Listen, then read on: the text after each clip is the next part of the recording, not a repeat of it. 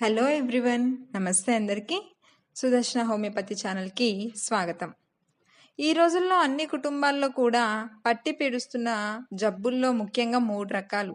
అవి cancer, sugar, అలాగే stroke, పక్షవాతం.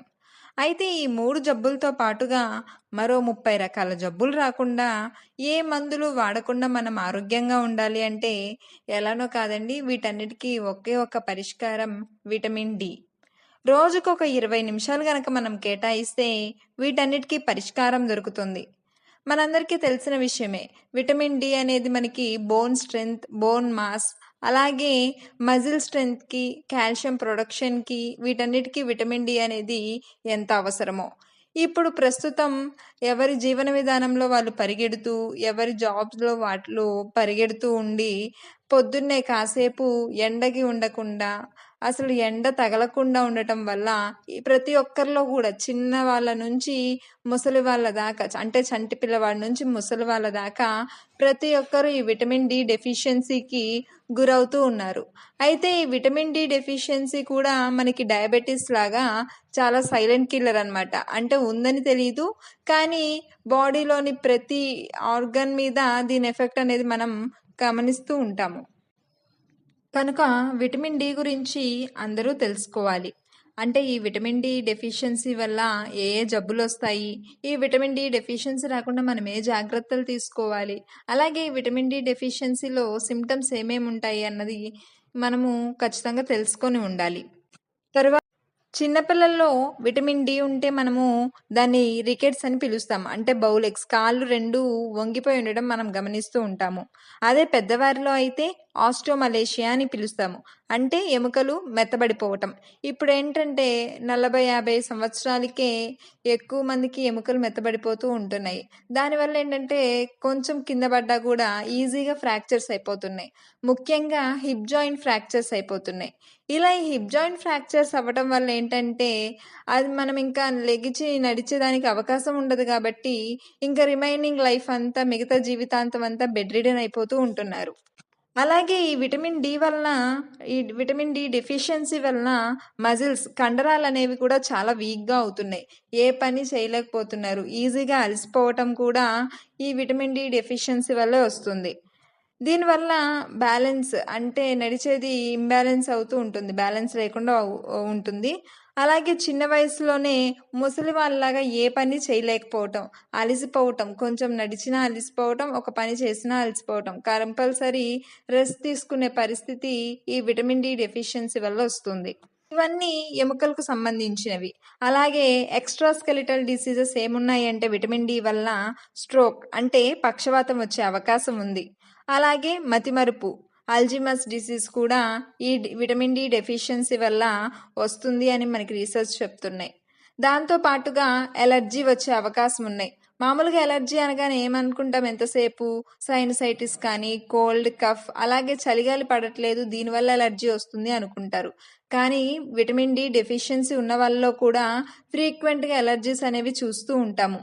దాంతో పాటుగా కార్డియోవాస్కులర్ డిసీజెస్, అంటే గుండెకు సంబంధించిన జబ్బులు, ఇవి కూడా విటమిన్ డి డెఫిషియన్సీ వల్ల పెరుగుతూ ఉన్నాయని మన అధ్యయనాలు చెప్తూ ఉన్నాయి. దాంతో పాటుగా ఆస్తమా, శ్వాసకోశానికి సంబంధించిన జబ్బులు, టీబీ జబ్బులు, ఇలాంటివి విటమిన్ డి లోపం ఉన్న వారిలో ఎక్కువగా ఉంటున్నాయని రుజువైంది. ఐబిఎస్, అంటే ఇన్ఫ్లమేటరీ బౌల్ సిండ్రోమ్, అంటే మోషన్స్ తరచుగా అవ్వటము, అలాగే ఎక్కువగా గ్యాస్ రావటం, ఆకలి లేకపోవటం, అజీర్తి ప్రాబ్లమ్స్, వీటన్నిటి వెనుక కూడా విటమిన్ డి డెఫిషియన్సీ ఉన్నట్లు తెలుస్తోంది. దాంతో పాటుగా ప్రస్తుతం ప్రతి ఒక్కరిలో మనం చూస్తుంది డయాబెటీస్. టైప్ 1 మరియు టైప్ 2 డయాబెటీస్ రెండిటికి కూడా విటమిన్ డి డెఫిషియన్సీ అనేది రిస్క్ ఫ్యాక్టర్ అని ప్రూవ్ అయింది. అలాగే బోన్ డిజార్డర్స్, ఇందాక చెప్పుకున్నట్లుగా ఆస్టియో ఆర్థరైటిస్ కానీ, రుమటాయిడ్ ఆర్థరైటిస్ కానీ, అలాగే ఇంకొన్ని ఆటో ఇమ్యూన్ డిజార్డర్స్ అనేవి విటమిన్ డి వల్ల మనం చూస్తూ ఉంటాము.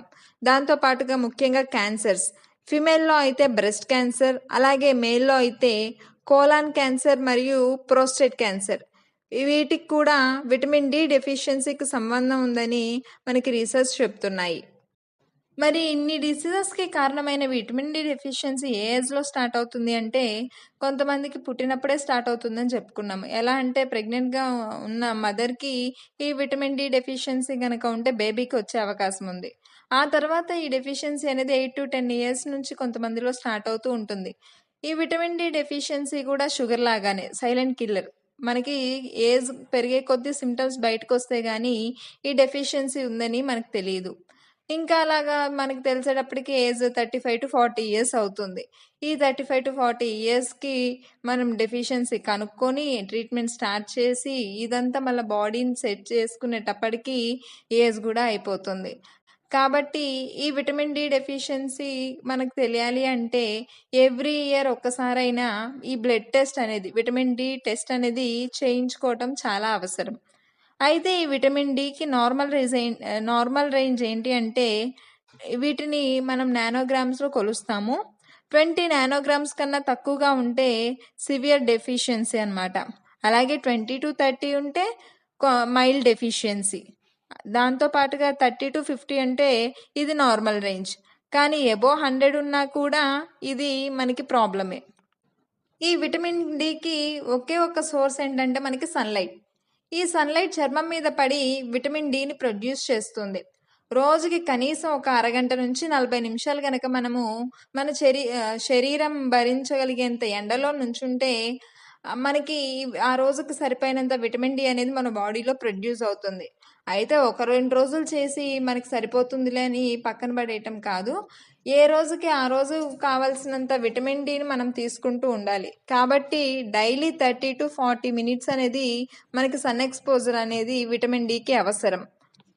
అయితే ఈ విటమిన్ డి ఉన్న వాళ్ళలో కనిపించే లక్షణాలేంటంటే, ఎక్కువగా ఫ్రీక్వెంట్‌గా ఇన్ఫెక్షన్స్ రావటం, అలాగే నీరసంగా అనిపించడం, అలసిపోవటం, త్వరగా ఏ పని చేయలేకపోవటం, ఏ పని మీద ఇంట్రెస్ట్ లేకపోవటం, అలాగే బోన్ పెయిన్ మరియు బ్యాక్ పెయిన్, మెడ నొప్పి, బోన్స్ పెయిన్ మనకు అనిపించడం, దాంతో పాటుగా యాంగ్జైటీగా, డిప్రెషన్‌గా, మూడ్ స్వింగ్స్‌గా అనిపించడం, దాంతో పాటు హెయిర్ లాస్ జుట్టు రాలిపోవటం, అలాగే మజిల్ పెయిన్ కండరాలు కూడా నొప్పిగా, బలహీనంగా అనిపించడం, దాంతో పాటుగా వెయిట్ గెయిన్ అవుతూ ఉండటం. మనం ఏం చేసినా వెయిట్ గెయిన్ అవుతూ ఉన్నామంటే అది విటమిన్ డి డెఫిషియన్సీ వల్లనే. ఇన్ని డిసీజెస్‌కి అంటే డిప్రెషన్ నుంచి మూడ్ స్వింగ్స్, స్ట్రోక్ నుంచి కార్డియోవాస్కులర్ డిసీజెస్, అలాగే bone disorders, autoimmune disorders, cancers, hair loss వీటన్నిటికీ కారణమైంది ఈ విటమిన్ డి డెఫిషియన్సీ. ఇవన్నీ నార్మల్‌గా ఉండాలి అంటే ఒకే ఒక్క మన చిన్నది ఒక 30-40 మినిట్స్ రోజు సన్ ఎక్స్‌పోజ్ అయితే మనకి ఎన్నో ఆరోగ్య సమస్యల నుంచి మనం పరిష్కారం పొందిన వారం అవుతాము. అయితే ఈ సన్ ఎక్స్‌పోజర్ అనేది 1-2 రోజులు చేసి ఆపేయటం కాదు. డైలీ 30-40 మినిట్స్ అనేది సన్‌కి ఎక్స్‌పోజ్ అవ్వాలి. అది మార్నింగ్ టైం కాబట్టి సన్‌రైజ్ టైం గానీ, ఈవినింగ్ సన్‌సెట్ టైం గానీ, ఏదో మన కన్వీనియంట్ బట్టి చూసుకొని సన్ ఎక్స్‌పోజ్ అనేది కంపల్సరీగా ఉండేటట్టు మన దినచర్యలో చూసుకుంటూ ఉండాలి.